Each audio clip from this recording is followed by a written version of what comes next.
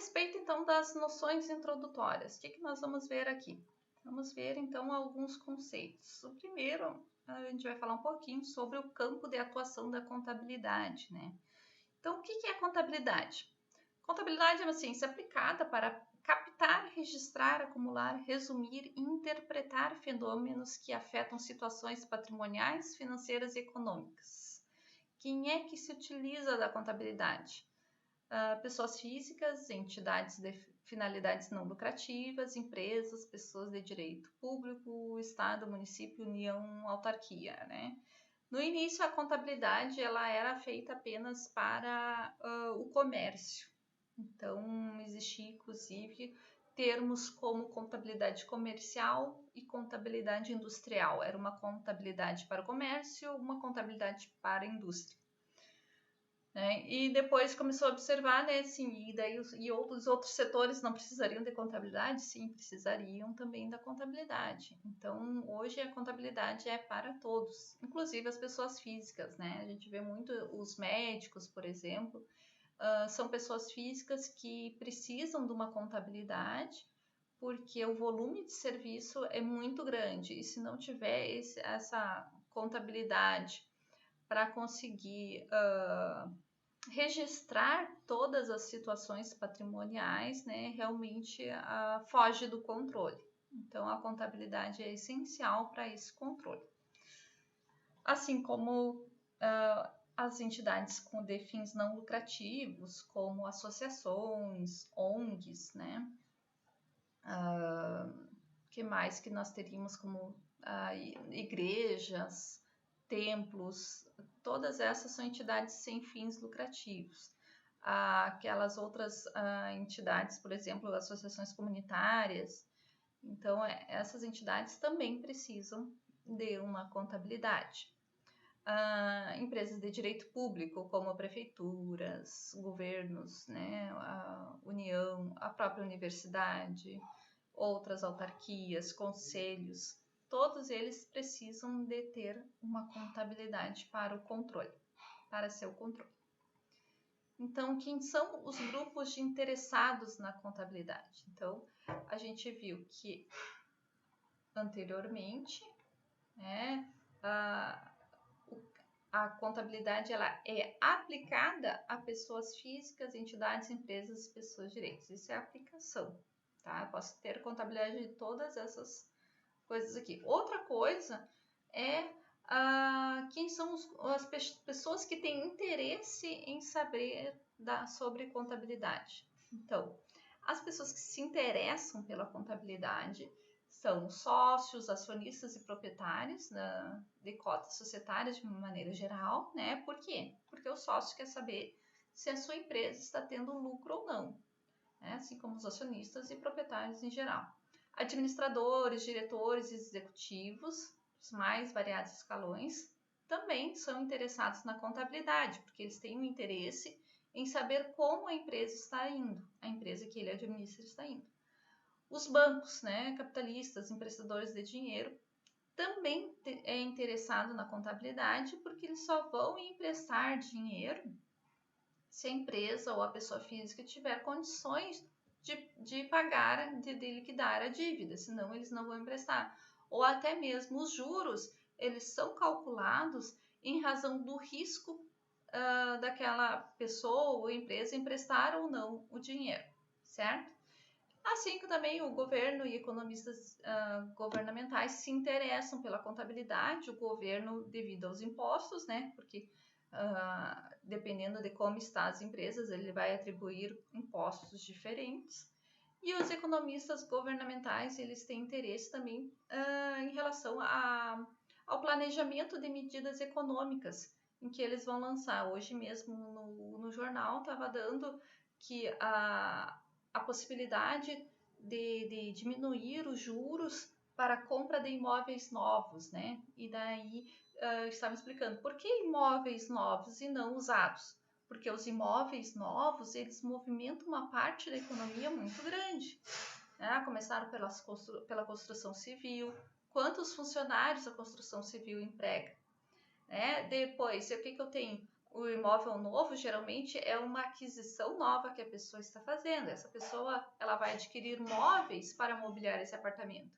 Vai contratar serviços de decoração para o apartamento. Então, a movimentação econômica que tem em torno da atividade é muito grande. E daí é por isso que está o interesse na contabilidade. E as pessoas físicas em geral, porque se eu quiser investir em alguma empresa, ou vou comprar cotas, né, de alguma empresa, ou vou comprar ações de uma empresa, eu decido investir no mercado público, o que acontece? Acontece que eu preciso saber se essa empresa ela está saudável ou não. Eu não vou investir numa empresa que tem a possibilidade de quebrar logo adiante. E daí eu me utilizo também da contabilidade para fazer essa verificação, certo? Finalidades, então, né? Então, para que eu uso a informação contábil? Então, eu vou ter 3 principais finalidades. Claro que eu tenho outras finalidades também, mas essas 3 são as principais, né? A primeira é de planejamento, né? Que é o processo de decidir que curso de ação deverá ser tomado para o futuro. Então, eu utilizo a contabilidade para verificar como eu estou, para onde eu vou. Então, esse planejamento do para onde eu vou está baseado na contabilidade.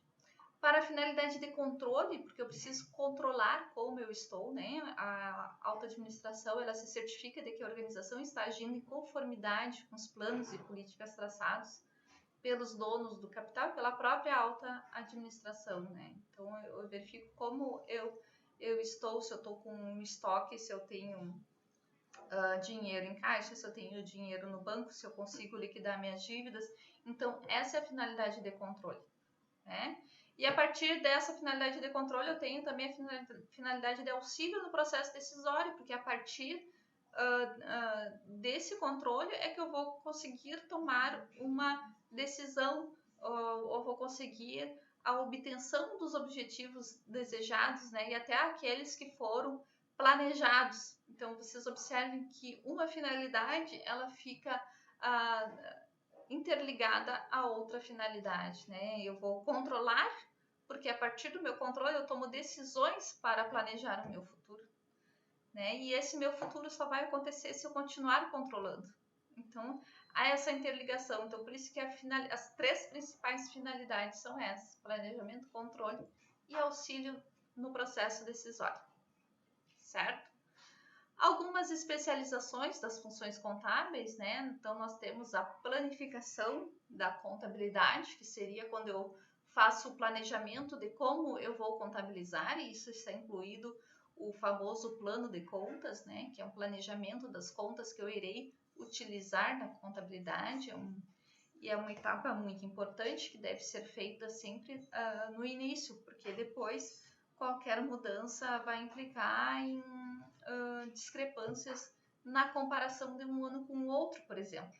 Então, uma vez que eu planejo a minha contabilidade, que eu planejo quais contas eu vou seguir, que formato eu vou ter, eu vou seguir isso até o final da extinção da empresa. Né? Claro que eu vou poder adicionar algumas contas que eu não previ, alguns ajustes eu posso fazer, mas uma mudança radical é uma coisa que inviabiliza comparações depois. Então, por isso que é bem importante essa especialização. A outra especialização seria a escrituração contábil, que também é fundamental, porque uma escrituração correta é uma escrituração transparente e confiável. Então, é uma especialização de bastante responsabilidade também. E depois nós temos a especialização de elaboração e interpretação de relatórios, que daí eu tenho já a contabilidade concluída, né? A parte da escrituração já foi concluída. E daí eu vou elaborar relatórios e interpretar, né? Porque a gente precisa traduzir isso para as pessoas interessadas, né? Porque uma pessoa interessada, por exemplo, o sócio de uma empresa, nem sempre nem sempre ou não, ele não tem a obrigação de entender sobre contabilidade. Então, essa tradução do técnico para algo mais acessível é responsabilidade do contador e do técnico em contabilidade, ok? Qual é o mercado de trabalho do contador, né? E do técnico em contabilidade também eu já aproveito para falar. Então, o mercado é um dos melhores entre os de profissionais liberais, né? Principalmente no sentido financeiro. Não digo assim que vocês vão ter um salário, porque o profissional da contabilidade geralmente ele não é muito bem valorizado, né? Poderia ser melhor. Mas a garantia de emprego, sim, eu acho que tem uma demanda muito crescente e a gente verifica assim que mesmo na pandemia a demanda tem sido maior ainda, né? Porque imagine a quantidade de alterações, principalmente no âmbito de gestão de pessoas que teve agora durante a pandemia, redução de jornada de trabalho, redução de salário, teve vários processos que demandaram muito mais trabalho do contador e do técnico de contabilidade. Então, e mesmo assim, a pandemia mostrou que o contador ou técnico de contabilidade ele pode sim fazer o trabalho remoto, né? Há um tempo atrás isso seria inimaginável. Mas já há algum tempo as empresas que fazem esses programas de software e de assessoria, elas já têm trabalhado muito nisso no trabalho remoto, certo? Também em cima da necessidade das empresas aperfeiçoarem seu processo de controle e planejamento, né, surge um novo mercado que não é apenas o da escrituração, mas sim o da assessoria contábil, né, assim como muitas pessoas precisam de auxílio para fazer sua declaração de imposto de renda, empresas também vão necessitar de auxílio para isso, ok? Para outras questões também, né? Tem a exigência, né, de ética, prudência, zelo, severidade de costumes e integridade, né? A gente costuma dizer que quem trabalha com contabilidade geralmente tem já um perfil diferente, porque se habitua a essas exigências, né? Eu tenho que sempre ter uma severidade, um respeito ao que está escrito, e é muito difícil a gente desligar disso depois da nossa vida pessoal, né? A gente fica muito atento, né? Aquilo que está escrito tem que ser assim, né? Fica mais duro em relação a isso, né? Nada que seja muito difícil de lidar, né? Então, aqui nós temos alguns exemplos das áreas de atuação do contador, né? Ou do técnico de contabilidade, da empresa, por exemplo, né? Nós temos que o contador ele pode atuar como contador geral, controlador de custos, controle, subcontador, auditor interno, contador fiscal internacional. Claro que o técnico de contabilidade ele vai atuar mais no auxílio ao contador, então ele pode estar aqui no auxílio ao contador geral, no auxílio ao auditor interno, no auxílio ao contador fiscal. Isso aqui é mais para vocês terem uma base da carreira, né? Aqui nós temos a atuação como o contador ele pode ser autônomo, né? Então ele pode ser empregado de uma empresa, pode ser autônomo, e daí também ele vai precisar de auxiliares, principalmente se ele tiver um escritório de contabilidade. No ensino, né, o contador ele pode ser professor, pesquisador, escritor, conferencista, e nos órgãos públicos também nós temos a figura do contador público, do técnico em contabilidade, do fiscal de produtos, todas essas, no órgão público, o técnico em contabilidade também tem espaço, né? Um exemplo é o concurso de técnico da Receita Federal. É um espaço muito bom de trabalho, né? E é bem valorizado. Algumas limitações no método contábil, né, é que a contabilidade não tem um fim em si mesma, né, ou seja, ela tem várias finalidades, mas não se faz a contabilidade só por fazer a contabilidade ou para a contabilidade, né, ela tem interessados e finalidades diversas. Mas o problema é o quê? Que ela não foca somente nela, né? Ela precisa de outros elementos. Trabalha apenas com eventos mensuráveis e não aborda elementos não quantitativos, né? Ela vai mensurar, por exemplo, o valor de um imóvel, mas ela não vai dizer qual é a qualidade daquele imóvel ou qual é a qualidade daquela mercadoria, certo? Princípios, procedimentos de avaliação e terminologia discutíveis, né? Isso tem sido discutido há muito tempo, às vezes não agrada a todos, mas o importante, né, é termos um critério. Na medida que nós temos um critério e adotamos aquele critério do início ao fim, nós temos uma ética, né? Eu vejo muito isso. O ruim é quando não temos critérios, não temos princípios e não temos procedimentos. Esses princípios, procedimentos e terminologias sempre serão discutíveis, como tudo na vida, né? E eu acho que isso até é um lado bom. Horizontes para a contabilidade. Então, horizontes mais amplos e promissores, se a formação do contador for fortalecida, né? Nós temos que fortalecer essa formação. Familiaridade dos contadores com métodos quantitativos e tecnologias, de repente aumentar essa... eu acredito assim que os contadores, no geral, eles têm mais facilidade com tecnologia e métodos quantitativos já pelo perfil, né? Mas acredito que colocar isso na formação do contador eu acho que é importante, porque a tecnologia ela está é uma aliada do contador. A preocupação dos órgãos representativos de classe com melhorias de princípios e padrões, né? Também é outra coisa muito importante, porque a gente tem visto que nos últimos 15 anos a contabilidade tem se modificado permanentemente, né? Todas as normas, princípios de contabilidade, padrões foram revisados para a contabilidade e agora começou a revisão para as normas de auditoria, né? Em seguida vamos chegar às normas de perícia. Então eu acredito assim que a classe ela está sempre em busca dessas melhorias.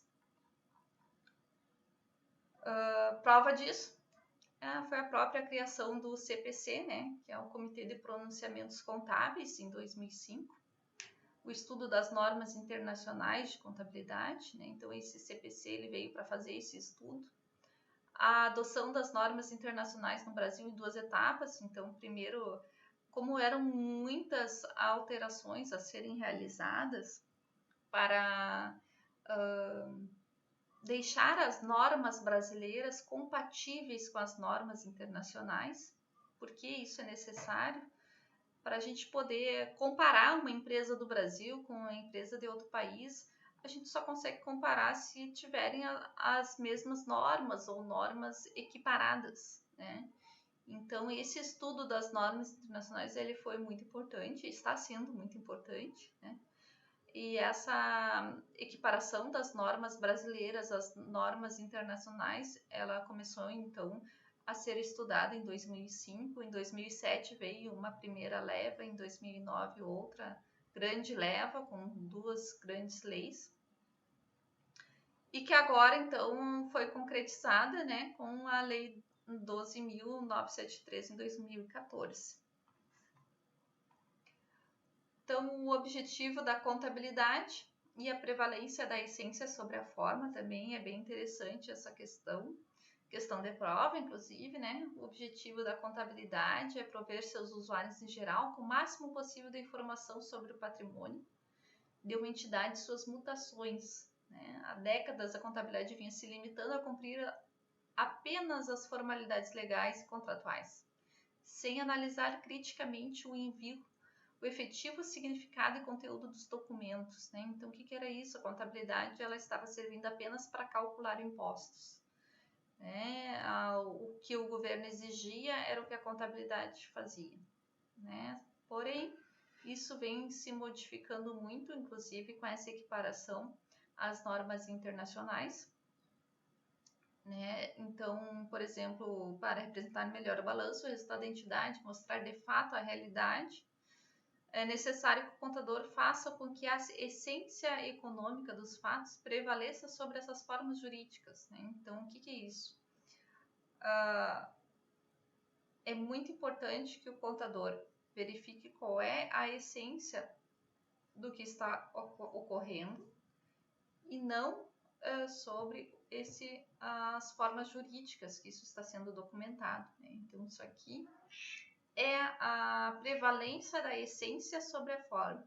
O contador tem que preferir o que essencialmente ocorre do que sobre a forma com que ocorre.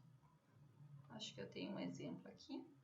A prevalência da essência sobre a forma faz com que se registre essa operação como de fato é a realidade econômica de contratos, como por exemplo de arrendamento. Então, se não for assim, como o usuário, principalmente o externo, pode ter uma ideia do que ocorre, né? Aquelas maquiagens, né? Essa coisa, a forma, às vezes ocorre essa maquiagem. Então, o contador ele não deve fazer isso. Não deve atentar para isso. Mesmo que não tenha sido, os contratos não tenham sido feitos por ele, ele não deve aceitar esse tipo de contrato que tem o objetivo de maquiar o que ocorreu. Ele deve, sim, preferir registrar o fato pelo que ele é, pela sua essência, do que como ele está sendo documentado. Se o contador não tem informação correta e passa a saber disso, sua insegurança aumenta e sua dúvida sobre as informações... Aliás, se o usuário não tem informação correta e passa a saber disso, sua insegurança aumenta e sua dúvida sobre as informações contábeis também. Se o usuário for investir nessa empresa ou neste banco, ela exigirá um retorno muito maior por causa do risco maior que irá assumir por não saber exatamente o que ocorre. Este é o conceito básico da prevalência da essência sobre a forma, né? Que é o pilar básico das normas internacionais de contabilidade emitidas pelo IASP. Seu grande objetivo, maior transparência, que resulta em menor custo do capital e menores riscos nas decisões. Então, aqui ele tem o exemplo aqui do arrendamento, né? O que ocorre com os arrendamentos? Algumas atividades elas promovem o arrendamento de veículos ou de imóveis, mas a finalidade, a essência não é de arrendamento, porque o arrendamento seria um aluguel. O arrendamento é um aluguel com possibilidade de compra ao final do contrato. Isso é o conceito de arrendamento. Só que algumas atividades, por exemplo, fazem o arrendamento de móveis ou imóveis como se fosse um financiamento. Né? A decisão de compra ela já foi tomada no início do contrato. Então, não pode ser um arrendamento. E o contador ele deve preferir lançar como financiamento do que como o contrato de arrendamento que está sendo posto a ele. Certo? Bom, com isso encerramos a aula de hoje. E ficamos então com algumas questões para o nosso questionário para a próxima aula, certo? Muito obrigada!